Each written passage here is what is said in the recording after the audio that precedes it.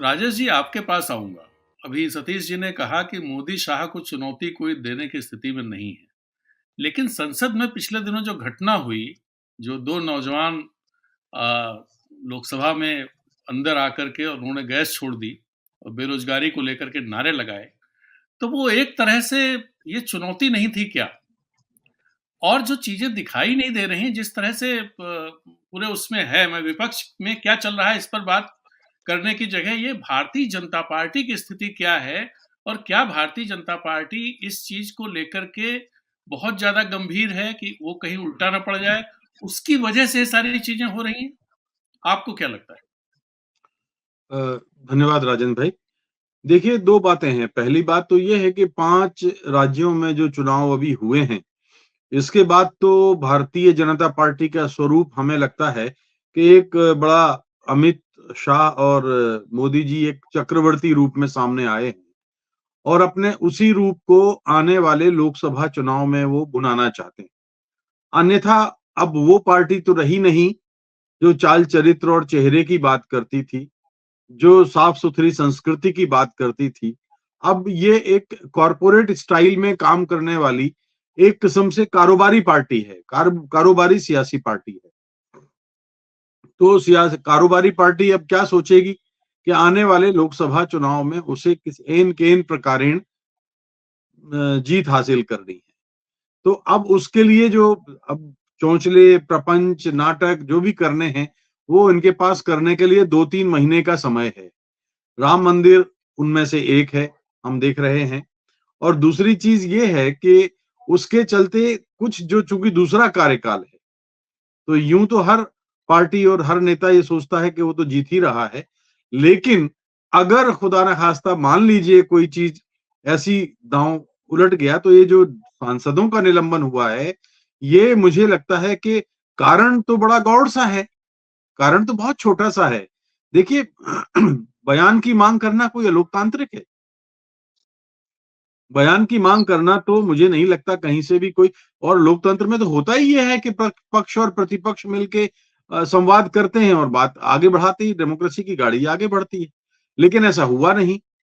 तो बाद में आज जो जैसे आपने बताया, इशारा किया कि 2-3 बड़े न्यायिक संशोधन और जो विधेयकों की जो बात पेश की गई, तो इसका मुझे तो ऐसा लगता है कि ये गणित जानबूझ के ध्यान में रखा गया कि अगर इन विधेयकों को, इन नए संशोधनों को, इस न्यायिक प्रक्रिया में बदलाव को दोनों सदनों में अगर पास कराना है, क्योंकि समय तो बचा नहीं है, और अगर दोनों सदनों में पास कराना है, तो जो बचे हुए सांसद हैं उनका 3/4 बहुमत या जो भी प्रावधान है, संसदीय प्रावधान, वो होने चाहिए।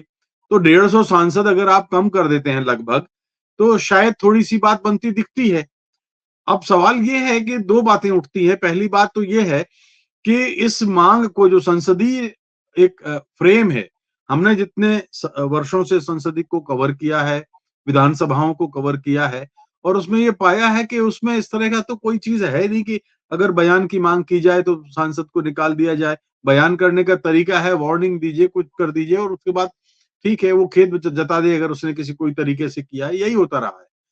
दूसरी बात, जो अभी एक और बात आपने सतीश जी ने भी जिक्र किया उसका, कि जो एक वीडियो बनाया राहुल ने और मिमिक्री की गई, तो मिमिक्री तो एक आर्ट है, कला है, और सदन के भीतर नहीं की गई है। सदन के भीतर सभापति का साम्राज्य है, सदन के बाहर सभापति का साम्राज्य नहीं है।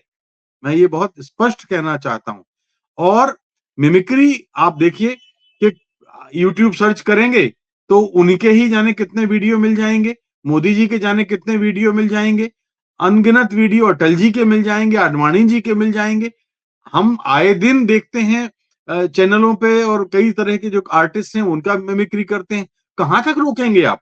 और अगर इस तरह से आप अभिव्यक्ति पर रोक लगाएंगे, तब तो फिर बड़ा मुश्किल हो जाएगा। ताला लगा के आप हमारी जबान को कैदी न रख सकेंगे, जेहन की उड़ान को।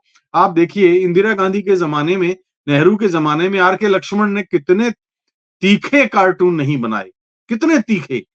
और कई बार उस समय आवाम को लगता था कि शायद ये ज्यादा ही बड़ा हमला है, लेकिन उन्होंने कभी आर के लक्ष्मण के उस कलम का सम्मान किया, कभी आर के लक्ष्मण के खिलाफ कोई मामला दर्ज नहीं हुआ।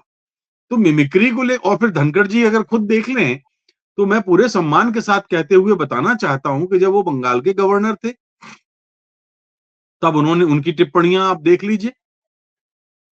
वो भी तो ममता बनर्जी के बारे में क्या-क्या नहीं बोले वो।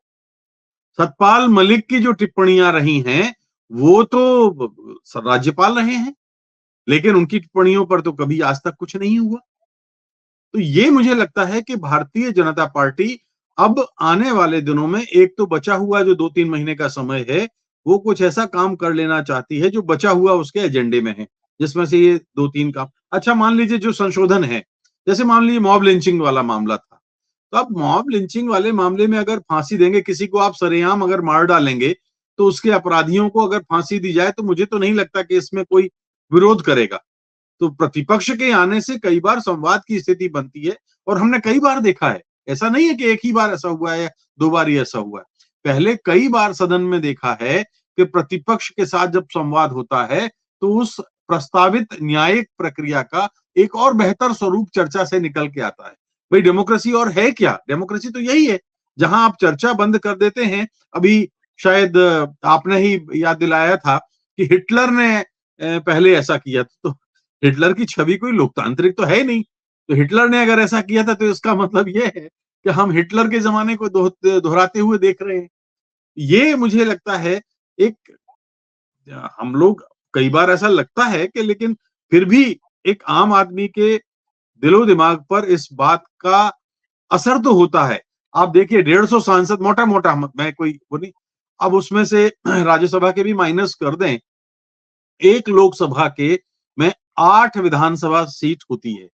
तो अगर आप ऐसे देखें तो 800-900 विधानसभा क्षेत्रों की, लोकसभा क्षेत्रों की कोई नुमाइंदगी संसद में नहीं होगी और इसके लिए तो अपराधी खुद सभापति हैं, आरोपी खुद सभापति हैं। कैसे रोक सकते हैं लोकतंत्र में 1000 के आसपास विधानसभा सीटों की नुमाइंदगी? कैसे रोक सकते हैं वो उस लोकसभा सीटों की नुमाइंदगी? कैसे रोक सकते हैं वो उन लोकसभा सीटों के बारे में बोलने को, अपने इलाके की समस्याओं को उठाने को? उनके प्रश्नोत्तर लगे होंगे, उन्होंने कई ध्यानाकर्षण लगाए होंगे, उन्होंने शून्यकाल में कुछ बात करनी होगी, उन्होंने कुछ प्राइवेट मेंबर बिल होंगे। ऐसे कैसे आप कर सकते हैं? तो ये जो कार्रवाई है, मुझे लगता है अगर देखा जाए तो बहुत ही गंभीर लोकतांत्रिक चेतावनी है व्यवस्था को लेके कि सभापति ने भी वही किया जिनकी हमें उम्मीद नहीं थी। सदन के बाहर किसी सूरत में कुछ नहीं हो सकता, कोई अवमानना नहीं हो सकती और फिर उन्होंने व्यक्ति की अवमानना की है, पद की नहीं की है। ये नहीं कहा है कि राज्यसभा के सभापति ने ऐसा किया, राज्यसभा के सभापति ने, उन्होंने जगदीप धनखड़ की मिमिक्री की है। अगर राष्ट्रपति की मिमिक्री की होती या प्रधानमंत्री पद की मिमिक्री की होती तो बात समझ में आती थी। व्यक्ति की मिमिक्री किसी भी सदन के बाहर किसी भी तरीके से कोई समझ में आने वाली कार्रवाई है नहीं।